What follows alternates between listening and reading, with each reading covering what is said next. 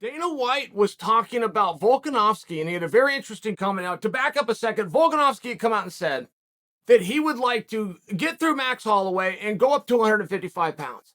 And this isn't entirely a new concept for Volkanovski. Like, talking about Oliveira specifically is a little bit new, but I can remember a month, 5 weeks ago, Volk was talking about going up to 55 and even challenging Conor McGregor. Now, there has never been a fighter, guys, just so you understand, there has never been a fighter, literal statement, who has been the champion, who ever wanted to plant his feet and stay right there, who wanted to use all of his attention to grow the entire division, who wanted to be king of that division, who wanted all the focus, aside from Khabib Nurmagomedov. There's just something about it. There's something about when you get up there and you beat those guys, and all of a sudden you're looking around and you've already done it once, and you get more and more nervous, and the stress and the pressure builds more and more, and you start to say things like, I've outgrown this division. You start to say things like, I'm going to go look for a bigger fight. I'm going to go elsewhere.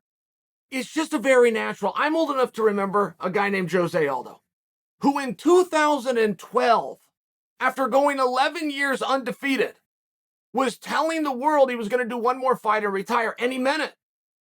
He absolutely meant it.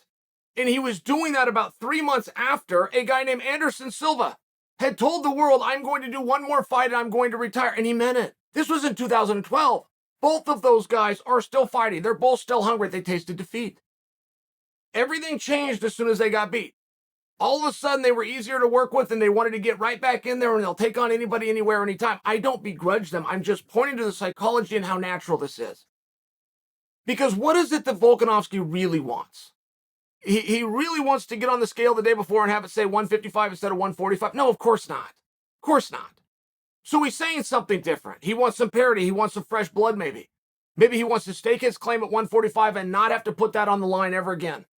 Go to 155. Whatever the hell happens, happens, but I remain unblemished and beautiful and perfect at 145. Maybe it could be that. Or it could be something a little more obvious. He's just looking for bigger fights. And I got asked by my partner Ryan earlier today. He said, what do you think Volkanovski's going to do? If he beats Max, Dana White came out and said Volkanovski can do whatever he wants to do. And you have to make sure that you understand that statement by Dana. That's a big statement. It caught me a little bit off guard. I was a little bit surprised. Dana isn't generally so open to champions leaving the division, but when he gains a certain level of respect, and boy, if anybody deserves it, right? It's Volkanovski. I have Kamaru Usman as the current best fighter in the world. I have Volkanovski as number 2. Do you guys see it any differently? That is how damn good Volkanovski is. He is the greatest that division has ever seen, which is an incredibly difficult division. And I have him as the second greatest alive, breathing air and competing today. I could have it wrong. He might be better than that. He might be tied with Usman. I mean, can't give him much more of a compliment, I think is what I'm trying to say. At the same time as Ryan's asking me, what do I think Volk's going to do if he wins? Is he going to move up? Now, if you put Ryan's question with my commentary in conjunction with Dana's statement that he can do whatever he wants, we still have a box for that. Could he move up to 155 and leave 145? Yeah, you bet your ass. That's what Dana's saying. If you're now a 55-pounder, you go right ahead. That does not mean he gets to step right in and fight Oliveira. I mean, Oliveira would have a say in that as well. And ultimately, it would turn back to you guys. Is that the match you want to see? Is that the match that you think makes the most sense? Now, hold that thought, because I'm actually not as interested in what Volkanovski is going to do if he wins. I'm more interested in what Volkanovski is going to do if he doesn't win. It's a very interesting concept, because as great as I am willing to admit that Volkanovski is, I think he lost both fights to Max. That's my own opinion. And I'm not bullish on the first one. That was a close one. The second one was very clear to me. To me, it was 3-2. And I only bring that to you because that is relevant. Even though nobody's speaking about the fact that a lot of people are with me and a lot of people think Max won those 2 fights, even though that's not being talked about, it's the whole reason we're seeing part 3. Colby Covington is the number 1 ranked guy in the world without question and cannot get a world title fight. Well, because he's already done it twice. Robert Whittaker is the number 1 contender for sure. To the point that the guy who's going to get a title fight's last loss was to Robert Whittaker. He is that obviously the number 1 contender. He can't get a title fight. Well, because he's already had it twice. That rule is being broken for Max, and it's for the reason that I just stated, is look, there's a lot of controversy around that. Those were very competitive, those were very close, and there was a little bit of a loose end, if you will. But I think that that is very relevant because if we go into this fight and Max gets to jump on Volk, we got to make sure that we do what's right as a community and we demand that Volk gets a rematch. Now, you're going to have a whole dialogue on that as well. How many times are we going to run these boys out here? Figueiredo and Moreno, how many times are we going to say, well, that's a really great fight. I just want to see it again and again and again and again. I mean, how many times? At some point, you have to stop. However, hitting that stop button would not be immediate if Max is to get the belt back from Volkanovski when Volkanovski's putting it up and has put it up against everybody that's ever wanted to contest it. So would Volk like to go and get that back?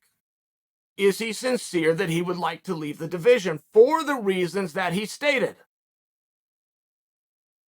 Because that's when it's going to be put to the test. If he just wants to leave the division, that's got nothing to do with Max. If he's going to leave it if he beats Max, then what the hell's the difference if he leaves it if he loses to Max? Now you slide up to 155 pounds, that's a whole nother game. Volkanovski going to 155 to fight Oliveira is going to be met with resistance because there's better ideas for Oliveira. Volkanovski going up to 155 and becoming a contender in drawing in against a Michael Chandler, drawing in against a Islam Makhachev, these are very interesting propositions.